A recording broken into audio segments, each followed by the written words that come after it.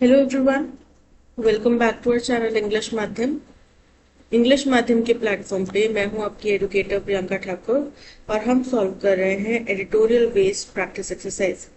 Start करते हैं आज का session with thought of the day, that is success is the sum of small efforts day in and day out. यानी कि सफलता कोई रातों रात मिली हुई चीज नहीं है, रातों रात हासिल हुआ कोई मुकाम नहीं है। सफलता का मतलब है कि आपने दिन रात एक करके मेहनत करी है, रिपीटेड प्रयास किए हैं, बोर होने के बावजूद भी एक ही कार्य से कर करके बोर होने के बावजूद भी आपने उस कार्य को दिल लगाकर हर दिन किया। ठीक है, चलिए स्टार्ट करते हैं reading comprehension and practice exercise for SSC CGL 2024। The missile attack on Sunday, September 15, 2024 on Israel by Yemen's Houthi rebels। तो क्या हुआ है कि संडे को यानी कि 15 सितंबर 2024 को इसराइल के ऊपर एक और अटैक हुआ है। किस किस द्वारा? जो यमन के हाउथी रिबेलियन ग्रुप्स है ना, उनके द्वारा, और मिसाइल के द्वारा ये अटैक किया गया है। Mark the second breach of Israel's highly fortified skies by Houthi weapons in 2 months। ये क्या करता है? मार्क करता है, चिन्हित करता है, यानी कि दूसरी बार इसराइल का जो सिक्योरिटी सिस्टम है, आयरन डोम है, वो माना जाता है कि दुनिया का सबसे ज्यादा सुरक्षित वो सिस्टम है। ठीक है, उसको तोड़ पाना नामुमकिन के बराबर है। तो ये दूसरी बार ऐसा अटैक हो गया है हाउथी रिबेल्स के द्वारा, जो इसराइल की बहुत ही फोर्टिफाइड मतलब बहुत ही एकदम सुरक्षित जो उनकी स्काइज हैं उनके ऊपर पिछले 2 महीनों। Pointing to expanding nature of the conflict in West Asia. और ये किस तरफ इशारा करता है? ये इशारा करता है कि वेस्ट एशिया में ये जो मतभेद है, ये जो कॉन्फ्लिक्ट है, ये अब कितना ज्यादा विस्तृत होता जा रहा है, इससे और देश भी किस तरीके से शामिल होते जा रहे हैं। ठीक है, इस तरफ इशारा करता है। In July an Iranian made drone launched by the Houthis from Yemen, roughly 2,000 kilometers south of Israel, had killed 1 person and wounded 10 others in Tel Aviv।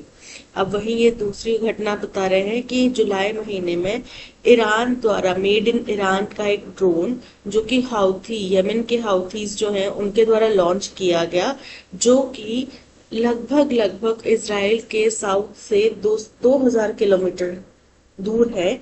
उन्होंने क्या किया, उस ड्रोन अटैक ने, उस जो ड्रोन वहां पे लॉन्च किया गया उसमें एक व्यक्ति की मौत हो गई और 10 लोग घायल हो गए। कहाँ पे? तेल अवीव में। इन रिटेलिएशन, इसके रिटेलिएशन यानी कि इसके बदले के परिणाम स्वरूप, इसका बदला लेने के लिए क्या हुआ? Israel launched an air strike on Hodeidah, या इसराइल ने एक एयर स्ट्राइक लॉन्च कर दिया। एयर स्ट्राइक मतलब हवाई हमला कर दिया, किसके ऊपर? होडेडा के ऊपर। Houthi controlled Red Sea port in Yemen. और होडेडा क्या है? होडेडा रेड सी का एक पोर्ट है यमन में, रेड सी के ऊपर बना एक पोर्ट है यमन में, जिसको कि इस वक्त हाउथी रिबेल्स जो है वो कंट्रोल करते हैं। ठीक है, but that has done little in deterring the Houthis. लेकिन ये जो उन्होंने अटैक किया, ये हाउथीज को रोक पाने में, डेटर कर पाना मतलब रोक पाने में कुछ ज्यादा काम नहीं किया। डन लिटिल मतलब ज्यादा कुछ कारगर साबित नहीं हो। Israeli authorities have provided conflicting accounts about the attack on Sunday। और वहीं अगर हम इसराइल की बात करें, ये जो संडे का अटैक हुआ, इसके ऊपर इसराइल की अथॉरिटीज के बड़े ही कन्फ्लिक्टिंग अकाउंट्स आ रहे हैं, कन्फ्लिक्टिंग बयान आ रहे हैं। कोई कुछ कह रहा है, कोई कुछ कह रहा है। ठीक है, तो उनके अलग अलग विवरण आ रहे हैं। चलिए देखते हैं। They first said the missile had landed in central Israel and caused a fire, but added later that it had। तो बोल रहे हैं, पहले तो उन्होंने कहा कि ये जो मिसाइल अटैक था, तो ये क्या हुआ, ये मिसाइल इसराइल के सेंट्रल इसराइल में लैंड की, वहां पे गिरी और वहां पे इसने आग लगा दी। ठीक है, यानी कि वहां पे इसके बाद में मिसाइल के गिरने के बाद में वहां पे आग लग गई। लेकिन बाद में उन्होंने एडेड लेटर, इसमें बाद में उन्होंने और जोड़ते हुए ये कहा, it had fragmented mid air. Fragmented मतलब टुकड़ों टुकड़ों में बट जाना, कि वो हवा में ही टुकड़े टुकड़े हो गई। अनदर ऑफिशियल, फिर किसी दूसरे ऑफिशियल का स्टेटमेंट आया, सेड इट वॉज इंटरसेप्टेड, कि उसको बीच में ही रोक दिया गया ब्रेकिंग इट इनटू पार्ट्स, उसको टुकड़ों टुकड़ों में तोड़ दिया गया बीच में ही रोक के, बट नॉट डिस्ट्रॉइंग इट, लेकिन वो तबाह नहीं हुई। अब टुकड़ों टुकड़ों में तोड़ दिया मतलब कि हो सकता है कि उसके जो कुछ पार्ट्स हैं वो अलग कर दिए गए होंगे, उन्होंने अटैक किया, लेकिन वो पूरी तरीके से डिस्ट्रॉय नहीं हुआ था, अभी भी उसमें मारक क्षमता काफी थी। ठीक है, वट एवर द फैक्ट्स, अब तथ्य जो भी हो, it should remain a security concern for Israel. चाहे उसको टुकड़े टुकड़े कर दिया, चाहे वो हवा में अपने आप टुकड़े टुकड़े हो गया, चाहे वो सेंट्रल इजराइल में गिरा और वहां पे आग लगाए, तथ्य चाहे जो भी हो, लेकिन ये सारी चीजें जो है इजराइल के लिए एक सिक्योरिटी कंसर्न तो है, सिक्योरिटी का मसला तो है। उनको इस बारे में सोचना पड़ेगा कि भी उनके देश की जो सुरक्षा है, जो आयरन डोम सिस्टम है, वो फिर से फेल हो गया, which has been fighting a disastrous war in Gaza for over 11 months। और इसराइल कौन? इसराइल वो जो एक बड़ा ही घातक विनाशकारी युद्ध लड़ रही है गाजा में पिछले 11 महीनों से, and a slow burning war with Lebanon's Hezbollah in Israel's north. और वहीं लेबनन के हेजबुल्ला ग्रुप के साथ में भी अपने नॉर्थ साइड में स्लो बर्निंग मतलब धीमी गति से बढ़ने वाला युद्ध वो उनके साथ लड़ रहे हैं। तो गाजा के साथ में तो वो पूरी पावर के साथ लड़ रहे हैं, और हेजबुल्ला के साथ में वो धीमी गति का युद्ध लड़ रहे हैं। that the Houthis are penetrating its airspace। और अब ये हाउथीज जो हैं इनके एयर स्पेस में घुसने की कोशिश कर रहे हैं। Israel might launch retaliatory strikes on Yemen again. अब जाहिर सी बात है इसराइल इसके आंसर के तौर पे, इसके जवाब के तौर पे गुस्सा अपना जाहिर करने के लिए यमन के ऊपर दोबारा से एयर स्ट्राइक कर सकता है, कुछ रिटेलिएट यानी कि बदला प्रतिशोधात्मक जो है स्ट्राइक्स कर सकता है। But the question is whether this would deter the Houthis. लेकिन सवाल ये है कि क्या इससे जो हाउथी ग्रुप है वो रुक जाएंगे? क्योंकि इससे पहले देखो हाउथीज ग्रुप आज नए तो उत्पन्न होके खड़े नहीं हुए कि इनको पता नहीं है कि ये लोग पहले, हाउथीज ग्रुप जब ईरान के अंदर जो कन्फ्लिक्ट हुआ था उस टाइम पे हुए थे, जो 2013-14 की घटनाएं थी, है ना, उस टाइम पे ये लोग आए थे।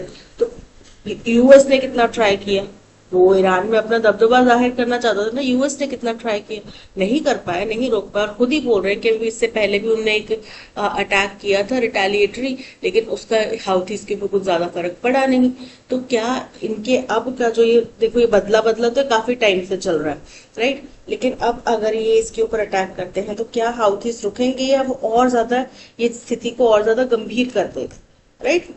The Houthis to control parts of Yemen, Houthis जो कि यमन के कुछ हिस्से कंट्रोल करते हैं, have survived multiple air strikes by foreign powers.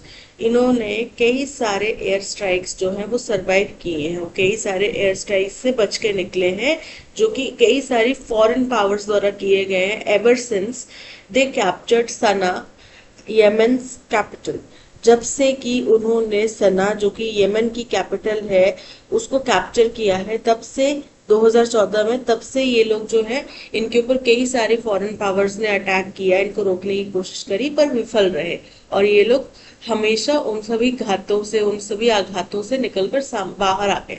ठीक है, a Saudi led coalition which backed a rival government in Yemen, बोल रहे हैं सऊदी कोalition, सऊदी लेड, सऊदी का नेतृत्व वाला एक गठबंधन, विच बैक्ड जिसने की यमन में राइवल विद्रोही सरकार को सपोर्ट दिया, डिक्लेयर्ड वॉर अगेंस्ट हाउथीज इन 2015। तो 2014 में उन्होंने सना की कैपिटल में किया था, सना जो कि यमन की कैपिटल है उसमें कब्जा किया था। फिर 2015 में सऊदी के द्वारा नेतृत्व की जाने वाले गठबंधन जो कि यमन में राइवल सरकार को समर्थन दे रहा था, उसने वॉर डिक्लेयर कर दिया हाउथीज के अगेंस्ट में 2015 में।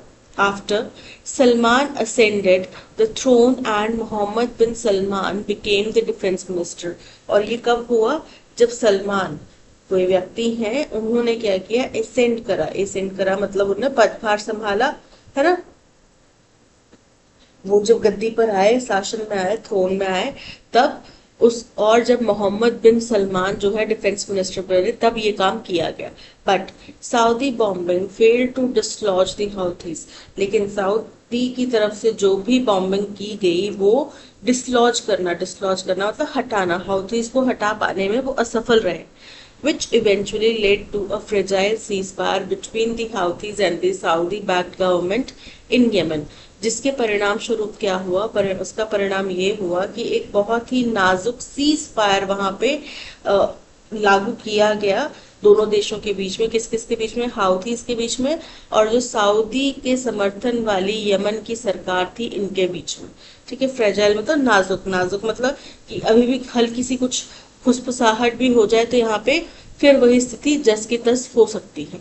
When Hamas attacked Israel on October 7, 2023, बोल रहे हैं जब हमास ने इसराइल के ऊपर अटैक करा 7 अक्टूबर 2023 को, and Israel launched it's retaliatory invasion, और इसराइल ने इसके बदले के तौर पे जब गाजा के ऊपर इन्वेजन कब्जा करने की कोशिश करी, वो शुरुआत कर दी, the Houthis declared war against Israel.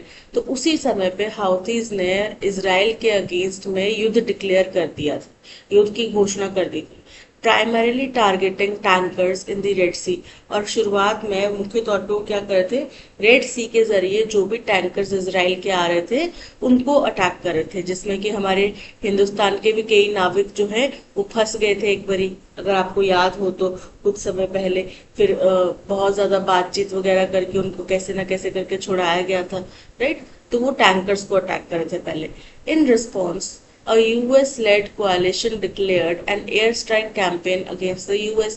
तो इसके जवाब के तौर पे यूएस द्वारा नेतृत्व वाला एक गठबंधन ने एयर स्ट्राइक डिक्लेयर कर दिया, एयर स्ट्राइक कर दिया हाउथीज के अगेंस्ट में। But months of air strikes led by the US, लेकिन कई महीनों का एयर स्ट्राइक जो यूएस द्वारा किया गया एंड यूके द्वारा किया गया, have done little in diminishing Houthi fire power. तो इसने कुछ ज्यादा उनको नुकसान नहीं पहुंचाया, उनको रोक पाने में ये भी असफल रहे। Israel faces the same dilemma when it comes to, बोल रहे हैं Israel faces the same dilemma when it comes to tackling the Houthi problem. यानी कि इजराइल भी अब उसी दुविधा में फंसा हुआ है, जब वो हाउथीज की जो समस्या है उससे डील करने की बात आती है तब वो भी इसी समस्या में फंसा हुआ, इसी दुविधा में फंसा हुआ। The Houthis who have direct Iranian support are entrenched in Yemen। बोल रहे हैं जो हाउथीज जो है जिनको डायरेक्टली ईरान का सपोर्ट है वो यमन में जमे हुए हैं, यमन में वो फैले हुए हैं। By taking up the Palestinian cause, और क्योंकि इन्होंने पैलेस्तीन का जो कॉज है, रीजन है, पर्पस है, उसको ठान लिया है कि हाँ उनको मुक्ति दिलाएंगे, उनके सपोर्ट में आएंगे। They are both serving Iran strategic purpose and consolidating power at home. तो ये ईरान का जो एक कूटनीतिक पर्पस है, भाई ये जो गल्फ कंट्रीज का इलाका है ये बहुत सेंसिटिव इलाका है, यहाँ पे जिसका अपर हैंड होगा वही एक किस्म से किंग मेकर होगा या सुपर पावर बनने की दिशा में होगा। तो ईरान का स्ट्रैटेजिक पर्पस इससे सिद्ध हो रहा है। और कंसोलिडेटिंग पावर एट होम, यानी कि वो अपने घर में भी, जहाँ पे अगर वो हाउथीज यहाँ पे पैलेस्तीन के कॉज के साथ में इस तरीके से दबदबा बना पाएंगे तो उनके देश में भी जो है उनका दबदबा बनेगा, राइट। तो कंसोलिडेटिंग यानी कि उनकी जो यूनिटी है, उनकी जो स्ट्रेंथ है उनके घर में वो भी मजबूत होगी। And the drone and missile attacks on Israel are an indication of what is to come in Israel's unending wars। बोल रहे हैं जो ये ड्रोन और मिसाइल अटैक किए जा रहे हैं इसराइल के ऊपर, ये एक इशारा है कि ये जो युद्ध है ये खत्म नहीं होने वाला, ये अनएंडिंग है, इसका जल्द ही निष्कर्ष नहीं निकलने और शायद इसका और ज्यादा विस्तार होगा, और ज्यादा कंट्रीज इसमें शामिल हो जाएंगी। वर्ल्ड जो दुनिया के लेवल की कंट्रीज हैं, पूरे दुनिया भर के जो अलग अलग देश हैं, वो अब इसमें शामिल होने के चांसेस बहुत ज्यादा बढ़ गए। If Israel went to Gaza to crush Hamas 11 months ago, अगर इजराइल 11 महीने पहले हमास को खत्म करने के इरादे से गाजा में चला गया, the Jewish state is now fighting 3 enemy militias at the same time. तो ये जो जूइश कंट्री है, कौन है जूइश कंट्री? इजराइल। ये इस वक्त पे 3 दुश्मन मिलिटेंट ग्रुप्स के साथ में लड़ रहे हैं एक साथ। एक साइड पे वो हमास से लड़ रहे हैं, एक साइड पे वो हेजबुल्ला से लड़ रहा है और एक साइड पे वो हाउथी से लड़ रहा है, with no military solution in the offing. और इसका कोई भी मिलिट्री सोल्यूशन निकटतम भविष्य में, इन दी ऑफिंग मतलब निकट भविष्य में नहीं दिख रहा, यानी कि इस गोलाबारी के जरिए से तो कोई रास्ता मिलने भी नहीं वाला। This means that unless there is an immediate ceasefire in Gaza, the security situation in West Asia will deteriorate on multiple fronts। जिसका सीधा सा मतलब ये है कि जब तक गाजा में तुरंत प्रभाव से सीज फायर की स्थिति नहीं बरकरार की जाती, तब तक जो स्थिति है वेस्ट एशिया में वो और ज्यादा गंभीर होती जाएगी, खराब होती जाएगी, और केवल एक साइड से नहीं मल्टीपल साइड से वो खराब होने लग जाएगी। तो ये था पैसेज। अब काफी लंबे समय से गाजा युद्ध चल रहा है, इजराइल और गाजा का, मतलब गाजा की तरफ से तो रिटालिएशन जो है वो मिलिट्री ग्रुप कर रहा है, ठीक है, हमास एक मिलिट्री ग्रुप है, वो कर रहा है उनकी तरफ से रिटालिएशन। लेकिन काफी लंबा समय हो गया जब से इजराइल ने गाजा के ऊपर एक किस्म का वॉर डिक्लेयर कर दिया था, बदले के तौर पे जब 7 अक्टूबर 2023 को हमास, जो कि एक आतंकी ऑर्गेनाइजेशन है, उन्होंने इजराइल के आयरन डोम को तोड़ते हुए उनके घर के अंदर घुस के अटैक किया, ठीक है। उसके बाद से जब से उन्होंने अटैक किया तो पैलेस्टीनियन लोगों के सपोर्ट में हाउथी ग्रुप्स आगे, हाउथी ग्रुप्स यमन में रुके हुए हैं, यमन के एक मिलिट्री ग्रुप्स है जैसे कि हमास पैलेस्तीन का एक मिलिट्री ग्रुप है, उसी तरीके से हाउथीज जो हैं वो यमन के एक मिलिट्री ग्रुप हैं, जो कि वहां की सरकारें जो पुरानी थी उनके विद्रोह के तौर पे आए थे, और फिर उन्होंने वहां पे कई जगहों पे कब्जा कर लिया और वहां पे अपनी सरकार, अपने रूल्स जैसे कि चलाते हैं, जैसे कि हमें अफगानिस्तान की स्थिति पता है, तो उस तरीके से वो चलाने लगे। फिर एक हेजबुल्ला है, वो भी एक मिलिट्री ग्रुप है। तो इस वक्त पे अब लेटेस्ट सिनेरियो ये हुआ है कि इन्होंने, जो हाउथीज हैं, इन्होंने अटैक किया इजराइल के ऊपर, जो कि 2 महीने में दूसरा अटैक है।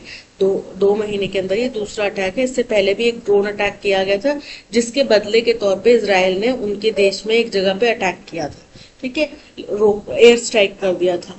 पर उस एयर स्ट्राइक से वो हाउथी ग्रुप्स को रोक नहीं पाए थे, और ये रोक नहीं पाई किस बात से साबित हो जाता है कि उन्होंने फिर इनके ऊपर अटैक कर दिया, इनके जो इतना स्ट्रॉन्ग सिक्योरिटी सिस्टम है उसको तोड़ के इनके ऊपर अटैक कर दिया, ठीक है। तो अब इस अटैक के बाद से सिनेरियो क्या हो रहा है, इस अटैक किस बेसिस पे किया गया है, क्यों किया गया है, क्योंकि वो तो यमन का एक मिलिट्री ग्रुप है, उसको इजराइल से क्या लेना देना, लेकिन क्या लिंक बैठा है कि उन्होंने पैलेस्टीनियन कॉज के साथ में खुद को जोड़ लिया, पैलेस्टीनियन लोगों के जो बेनिफिट्स हैं, उनके जो राइट्स हैं, उनके लिए वो लड़ रहे हैं, ठीक है। तो देखो ये मिलिट्री ग्रुप्स जो होते हैं, ये अपने आप को ऐसे खुद एक मसीहा के तौर पर समझते हैं, चाहे वो किसी भी धर्म, जाति, किसी भी देश के हों military groups. Military groups in the sense कि हमारी फौजें नहीं, मिलिट्री ग्रुप्स यानी कि जो मिलिशिया जिनको बोलते हैं, मिलिटेंट्स जिनको बोलते हैं, तो वो किसी भी देश के। हमारे हिंदुस्तान में हम लोग जो है माओइस्ट से लड़ रहे हैं, झारखंड और छत्तीसगढ़ जैसे इलाकों में, महाराष्ट्र जैसे इलाकों में हम इस तरीके से ग्रुप से लड़ रहे हैं। तो वो क्या है, वो आम जनता की भलाई तो सोचते नहीं, वो बने इसलिए थे, जब उनकी शुरुआत हुई थी तब इसलिए बने थे कि भाई हम लोगों की भलाई करेंगे। लेकिन होते होते होते होते ऐसा हो गया कि जिन लोगों की भलाई के लिए वो चले थे उन्हीं का नुकसान करने बैठ गए, ठीक है। तो सेम यहाँ पे ये जो मिलिट्री ग्रुप्स हैं, मिलिशियाज हैं, ये कोई भी किसी के भी ऐसा नहीं कह सकते कि अब किसी का बेनिफिट कर रहे हैं, लेकिन इस वक्त उन्होंने खुद को पैलेस्टीनियन कॉज के साथ में जोड़ लिया है, और वो इजराइल को चाहते हैं कि वो बैक डाउन करे। लेकिन इजराइल भी जस का तस अड़ा हुआ है, वो भी हठी है, स्टबन चाइल्ड की तरह बिहेव कर रहा है, एक स्टबन बच्चे की तरह बिहेव कर रहा है कि नहीं, हम नहीं हटेंगे और हम अपना बदला लेकर रहेंगे। और बदले से भी ज्यादा इजराइल का कंसर्न ये है कि उनके कुछ लोग हैं जो हमास ने बंदी बनाए। तो अब इस वक्त पे इजराइल के ऊपर 3 मिलिट्री ग्रुप्स हैं जो अटैक कर रहे हैं, 3 तरफ से वो लड़ाई लड़ रहे हैं, ठीक है। हमास के साथ में गाजा में डायरेक्ट युद्ध चल रहा है, उसके अलावा अब हाउथी शामिल हो गए, और जो हेजबुल्ला है उसके साथ में स्लो वॉर एक चल रहा है, ठीक है। तो अब उन्होंने बोला कि इसमें क्योंकि और देश भी कूद रहे हैं, और कई सारे देश हैं जो इन मिलिट्री ग्रुप्स को बैक सपोर्ट कर रहे हैं, क्योंकि उनका कुछ स्ट्रैटेजिक यहाँ पे उद्देश्य सिद्ध हो रहा है, साथ उनको कुछ बेनिफिट्स मिल रहे हैं, इसलिए। तो इसकी क्या स्थिति बनेगी, किस तरीके से पूरे इस गल्फ रीजन को एनकैप्सुलेट करेगा, किस तरीके से उसको निकलेगा, ये सारा देखने वाली बात है। ठीक है, चलते हैं क्वेश्चन नंबर 1 की तरफ। What is the antonym of the word deterring as used in the passage. तो डेटरिंग का मतलब होता है किसी को रोकना। जैसे कि हमने बोला ना कि जो एयर स्ट्राइक किया गया वो भी उनको रोक पाने में काफी नहीं था, ना काफी रहा, यानी कि डेटर कर पाने में, रोक पाने में। तो अब रोकने का विपरीत क्या हो जाएगा, एंटोनिम क्या हो जाएगा, किसी को आगे बढ़ाने में प्रेरित करना है ना, किसी को प्रेरित करना। इनकरेजिंग, इनकरेजिंग मतलब प्रेरित करना, तो यहाँ पे ऑप्शन ए जो है वो एंटोनिम होगा डेटरिंग का। वीकनिंग मतलब कमजोर करना, डिस्करेजिंग मतलब हतोत्साहित करना, स्टॉपिंग मतलब रोकना। तो ये तीनों क्या है, सिनोनिम है किसके, डेटरिंग के। So option A, encouraging, is correct.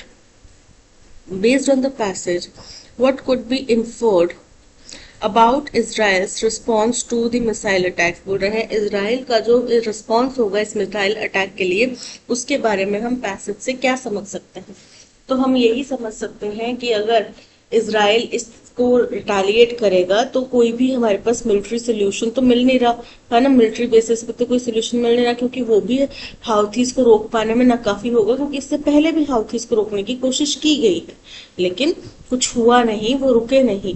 That means यहाँ पे मिलिट्री बेसिस पे आप इसका सोल्यूशन नहीं निकाल सकते। Right, Israel will likely avoid any retaliation to prevent escalation.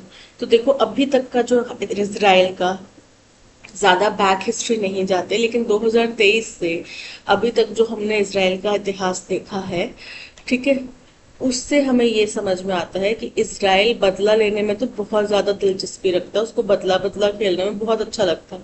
तो वो रुकेगा तो है नहीं, वो ऐसा तो अवॉइड तो करेगा नहीं इस रिटेलिएशन को।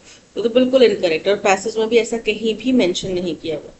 Israel might retaliate but with no certainty of deterring future attacks। बिल्कुल सही है कि इजराइल रिटेलिएट तो कर सकता है, लेकिन इस बात की कोई भी सुनिश्चितता नहीं है, इस बात की कोई भी गारंटी नहीं है कि इस रिटेलिएशन के बाद में कोई फ्यूचर अटैक्स नहीं होंगे। So option B is correct. Which of the following statements is false according to the passage? बोल रहे हैं पैसेज के अनुसार इनमें से कौन सी स्टेटमेंट है जो फॉल्स है। The Houthi missile attack is on Israel occurred in September 2024। Correct है, जो मिसाइल अटैक अभी हुआ है 15 सितंबर को ही हुआ है ना, बिल्कुल करेक्ट है। Israel has been fighting a war in Gaza for over 11 months, ये भी करेक्ट है। Israel's retaliation on Hodeidah has completely stopped Houthi attack, incorrect है। हाउथीज को पूरी तरीके से रोक पाने में असफल रहे हैं, इनफैक्ट रोक पाने में ही असफल रहे हैं पूरी तरीके से, तो की बात है, यानी कि ऑप्शन सी जो है ये करेक्ट है, because the statement is incorrect. The Houthis launched an Iranian made drone that attack Tel Aviv in July, ये भी करेक्ट है। 2 महीने के अंदर 2 अटैक हुए ना, जुलाई महीने में एक अटैक हुआ था। So option D is correct. So option D जो है वो स्टेटमेंट करेक्ट है, यानी कि option C is correct because the statement is incorrect. Why is Israel facing difficulties in finding a military solution to the conflict. बोल रहे हैं क्यों ऐसा हो रहा है कि इजराइल कोई भी मिलिट्री सोल्यूशन इस कॉन्फ्लिक्ट का नहीं निकाल पा रहा। क्योंकि मिलिट्री सोल्यूशन की वजह से, मिलिट्री सोल्यूशन निकालने की जो ढूंढ रहे हैं, वो कोशिश कर रहे हैं, उससे तो कॉन्फ्लिक्ट बढ़ ही रहा है। क्यों, क्योंकि हाउथी सब ऐसा है कि मान लो रिबेलियन ग्रुप है, लेकिन उसको फंडिंग कहीं ना कहीं से तो मिल रही है, कोई ना कोई तो उनको सपोर्ट कर रहा है, तो उनका जो सपोर्ट सिस्टम है वो भी स्ट्रांग है। इजराइल के पास में खुद के वेपन्स है और उनका सपोर्ट यूएस यूके जैसे देश का है, तो उनका सपोर्ट सिस्टम भी स्ट्रांग है। The US and UK stopped their airstrikes on Houthis, incorrect है। The Houthis are entrenched in Yemen with direct Iranian support। बोल रहे हैं जो हाउथीज हैं वो यमन में जमे हुए हैं और उनको डायरेक्ट ईरान से सपोर्ट मिल रहा है। Option B is correct. What strategic purpose do Houthis serve for Iran in the conflict. तो वो ईरान का कौन सा कूटनीतिक पर्पस जो है यहाँ पे सॉल्व कर रहे हैं हाउथीज जो है इस वॉर में, अगर कूद जाते हैं इजराइल के ऊपर अटैक करते हैं, तो ईरान का कौन सा कूटनीतिक जो है राजनीतिक उद्देश्य वो यहाँ पे सॉल्व हो रहा है। चलिए देखते हैं। They provide military bases for Iranian forces in Yemen, incorrect है। They act as peace negotiators between Israel and Hamas, incorrect है। They protect Yemen's all reserves for Iran's benefit, incorrect है। They strengthen Iran's regional influence by challenging Israel and Saudi Arabia. बिल्कुल correct है, क्योंकि ये दो बड़ी countries हैं, काफी स्ट्रॉन्ग कंट्रीज हैं. अगर इन दोनों को सामने से कोई मिलिट्री ग्रुप चैलेंज कर रहा है, दैट मीन्स तीसरा बड़ा कंट्री कौन बच गया? ईरान बच गया, यानी कि वो इस रीजन में अपना इन्फ्लुएंस जमा पाएगा. सो option D is correct. Key environmental issues that need urgent attention include reducing heat stress, improving air quality, managing waste and enhancing energy efficiency. बोल रहे हैं जो मुख्य environmental issues हैं, मसले हैं, जिनके ऊपर हमें तुरंत ध्यान देने की जरूरत है, उसमें reducing heat stress शामिल है, इम्प्रूविंग एयर क्वालिटी शामिल है, मैनेजिंग वेस्ट शामिल है और एनहांसिंग एनर्जी एफिशिएंसी शामिल है. तो की पॉइंट्स आप तभी बता रहे होंगे, एनवायरमेंटल इश्यूज जो आप बता रहे हैं उनको टैकल करने की, जब आपने किसी टॉपिक में उनका जिक्र किया होगा कि भाई हम कुछ चीजें करने की कोशिश कर रहे हैं, कुछ टारगेट अचीव करने की या फिर कुछ सोल्यूशन लाने की कोशिश करें, तो बताएंगे कि इन चीजों के ऊपर आपको मेन सोल्यूशन लाना है. राइट. तो ए हमारा फर्स्ट स्टेटमेंट तो नहीं हो सकता, क्योंकि ए जो है वो ओपनिंग स्टेटमेंट नहीं है, जिसमें कि कोई भी क्लैरिटी नहीं मिल रही कि हम किसके बारे में बात कर रहे हैं, चर्चा का विषय क्या है. ठीक है, तो ए हमारा फर्स्ट स्टेटमेंट नहीं हो सकता. ऑप्शन सी और ऑप्शन डी जो है वो एलिमिनेट हो जाते हैं. While significant advances in solar and renewable energy are underway, India's heavy reliance on coal remains a concern. थोड़े हालांकि बहुत सारा हम एडवांसमेंट सोलर और रिन्यूएबल एनर्जी में कर चुके हैं या कर रहे हैं, अंडरवे मतलब ये भी कर रहे हैं. इंडिया का जो भारी भरकम रिलायंस डिपेंडेंस है कोल के ऊपर, वो अभी भी एक चिंता का विषय है. With clean energy accounting for only 22% of the electricity mix. और क्योंकि क्लीन एनर्जी जो है वो केवल 22% बना रही है इलेक्ट्रिसिटी मिक्स का, तो ये हमारे लिए एक चिंता का विषय है. The growing demand for energy must be matched with comprehensive policies addressing these challenges in the near term. बोल रहे हैं जो बढ़ती हुई एनर्जी की डिमांड है उसको हमें मुकाबला मतलब उसको मैच करना पड़ेगा किसके साथ में? व्यापक पॉलिसीज, डाइवर्स पॉलिसीज के साथ में, जो कि इन चैलेंजेस को निकट भविष्य में डील कर सके, एड्रेस कर सके. अब किन चैलेंजेस को, कुछ चैलेंजेस की बात की गई होगी ना, उन चैलेंजेस की बात करेंगे. तो चैलेंजेस की बात हमने ए में करी थी कि ये मुख्य चैलेंजेस हैं जिनको हमें डील करना है, यानी कि हमें समझ में आ रहा है कि ए के बाद में डी आएगा. ठीक है, ए के बाद में सॉरी सी आएगा, तो ए के बाद में सी, यहाँ पे सी पहले आ रहा है, ए बाद में, ए के बाद में सी. ठीक है, अब चलते हैं आगे. Encouraging businesses to view climate action as an opportunity rather than a challenge is essential. Business, जितने भी बिजनेसेस हैं उनको ये बताना, ये प्रोत्साहित करना कि क्लाइमेट को, एक्शन को आप एक मौके की तरह देखें, एक अपॉर्चुनिटी की तरह देखें, बजाय कि एक चुनौती के तौर पे. तो ये बहुत जरूरी है उनको समझाना. And acting swiftly on India's carbon market is a crucial step in this direction. और हम स्मूथ कुछ नियम कायदे कानून बनाया जो हिंदुस्तान का कार्बन मार्केट है उसके लिए ये एक बहुत महत्वपूर्ण स्टेप होगा इस दिशा में. किस दिशा में? कि हम बिजनेसेस को इनकरेज करें कि वो क्लाइमेट को एक अपॉर्चुनिटी की तरह देखें, ना कि एक चैलेंज की तरह. The next 5 years are critical for India's climate action efforts given its ambitious 2030 targets. तो ये हमारा ओपनिंग स्टेटमेंट होगा, क्योंकि यहाँ पे जो हमारे 2030 का क्लाइमेट को लेके टारगेट है, अकॉर्डिंग टू जो डिफरेंट सीओपी मीटिंग्स होती हैं, कॉन्फ्रेंस ऑफ पार्टी मीटिंग्स होती हैं, उनके अकॉर्डिंग जो हमारा 2030 तक का टारगेट्स है उसको अचीव करने के लिए अगले 5 साल बहुत क्रिटिकल होने वाले हैं. और इन टारगेट्स को अचीव करने के लिए हमें क्या क्या चुनौतियों का सामना करना पड़ रहा है और करना पड़ेगा और क्या क्या कदम उठाने पड़ेंगे, उनके बारे में चर्चा की गई. यानी कि डी हमारा फर्स्ट स्टेटमेंट होगा. ठीक है, तो D first statement, A C बाद में, तो यानी कि option A is correct. The tuatara एक तरीके की ना लिजर्ड होती है, छिपकली होती है, छिपकली की प्रजाति है. Which lives on New Zealand islands. जो कि न्यूजीलैंड के आइलैंड समूह में रहती है, is affectionately known as living fossil, और उसको प्यार से हम लिविंग फॉसिल भी कहते हैं। अब क्यों कहते हैं लिविंग फॉसिल? फॉसिल तो मतलब वो होता है कि जो मृत जानवरों के अवशेष बचे हुए रह गए हैं वो फॉसिल होते हैं, राइट? तो ये लिविंग फॉसिल क्या कंसेप्ट है?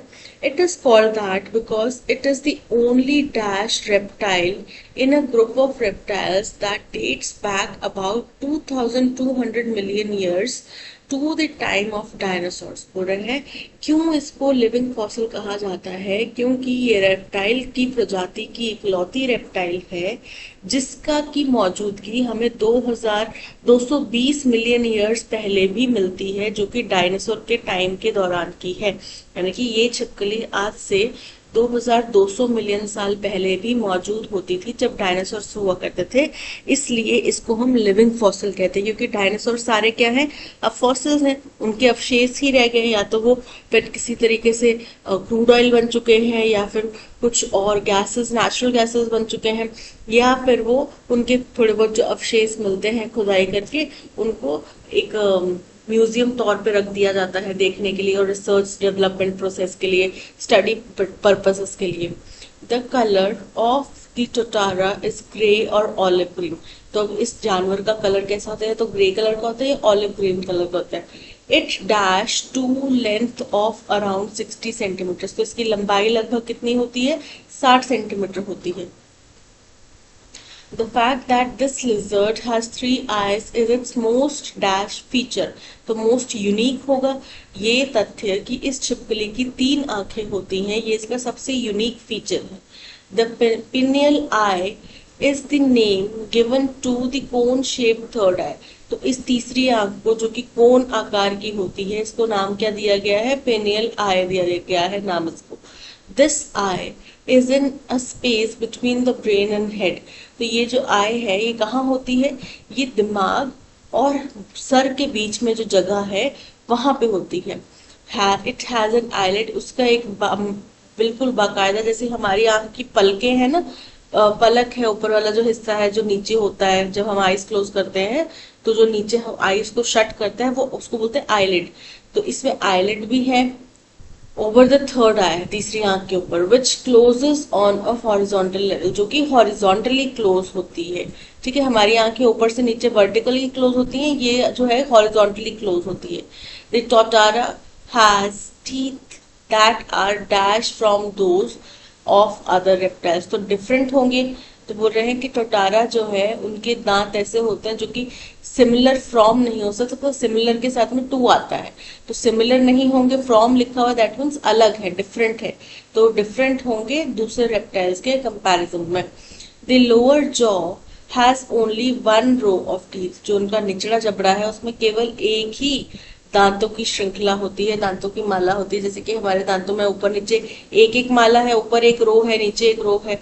तो उनके, लेकिन शार्क में क्या होता है? मल्टीपल रोज होती है शार्क के जॉस के अंदर। ठीक है, तो यहाँ पे एक एक रो होती, नीचे एक रो है। While the upper jaw has 2 रोज। लेकिन जो उपला जबड़ा है, ऊपर वाला जबड़ा है, उसमें 2 रोज होती है। The tuatara is most active at night. तो ये जो टोटारा नाम का जानवर है ये रात के समय ज्यादा एक्टिव होता है, सक्रिय होता है।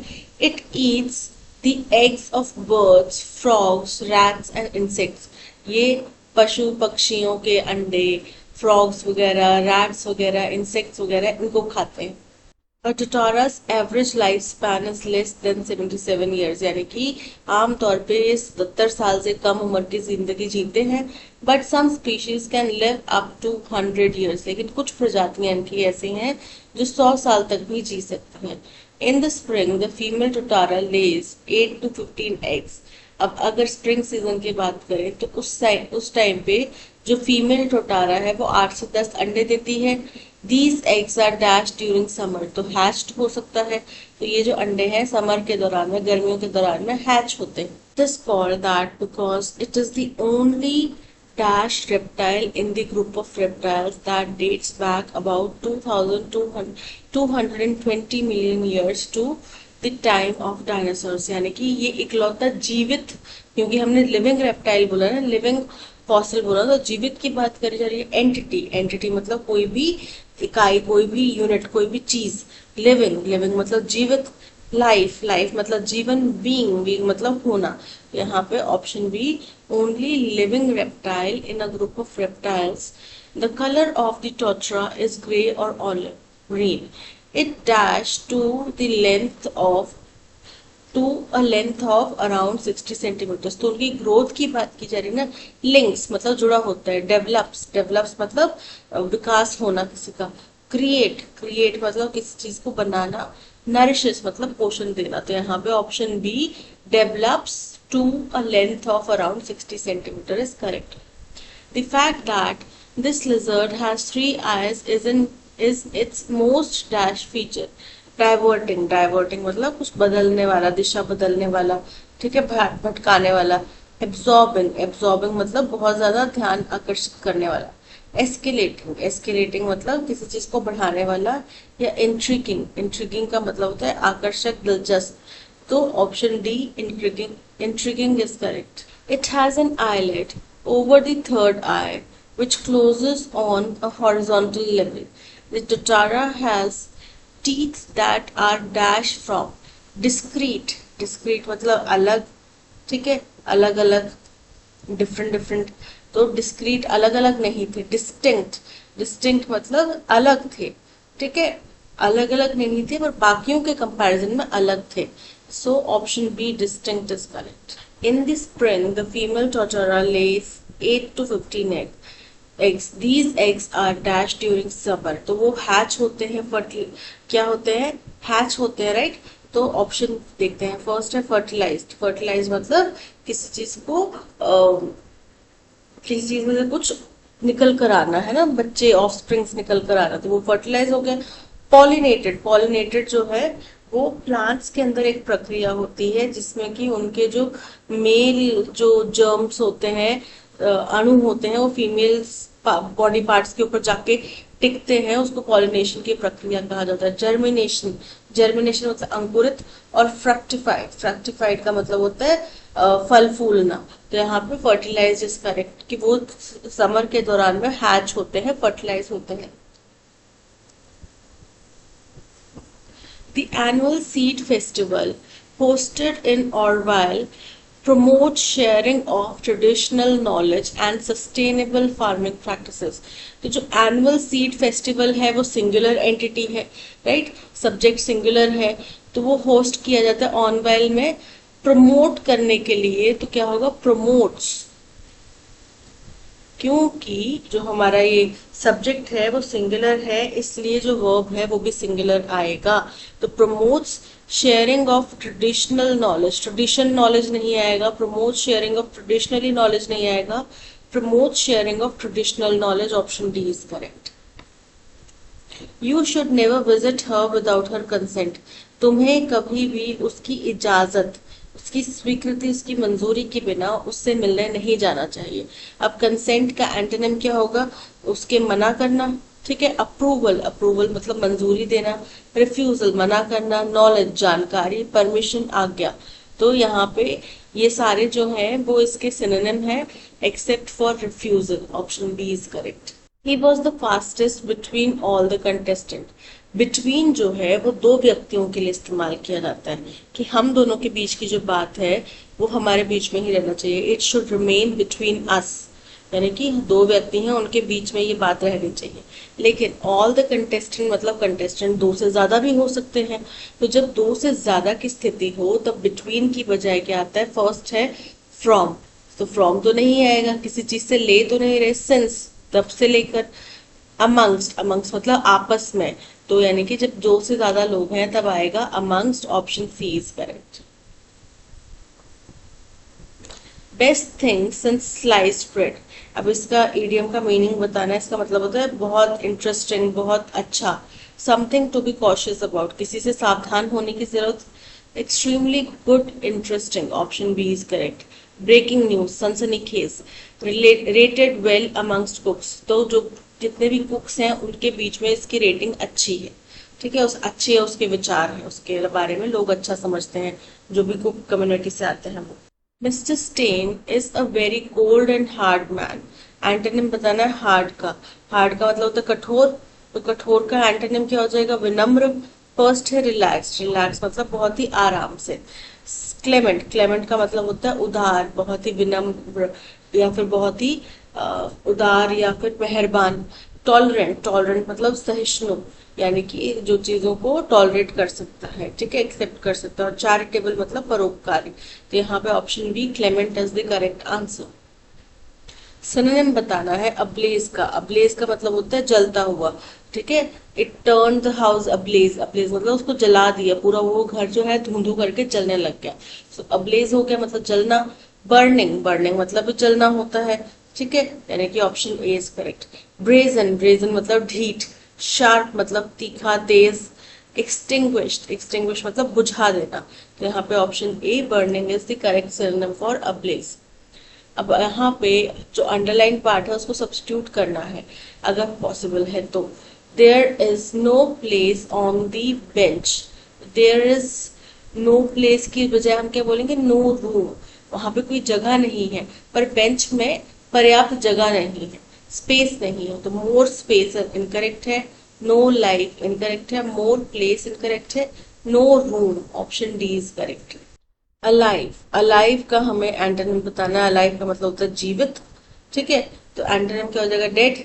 स्प्राय, स्प्राय मतलब कि एक्टिव, चुस्त। वाइज समझदार सियाना। एनिमेटेड यानी कि जो अम, जीवंत है, लाइव है। डेड मृत। सो option D and dead is the antonym for alive. Everyone revered my austere father, who was a high priest of the famous Shiva temple. बोल रहे हैं हर कोई मेरे austere पिता की बहुत ज्यादा रेवर्ड मतलब कि बहुत ज्यादा इज्जत करता था, सम्मान देता था। और कौन थे उसके पिता? austere का मतलब होता है कठोर, स्ट्रिक्ट।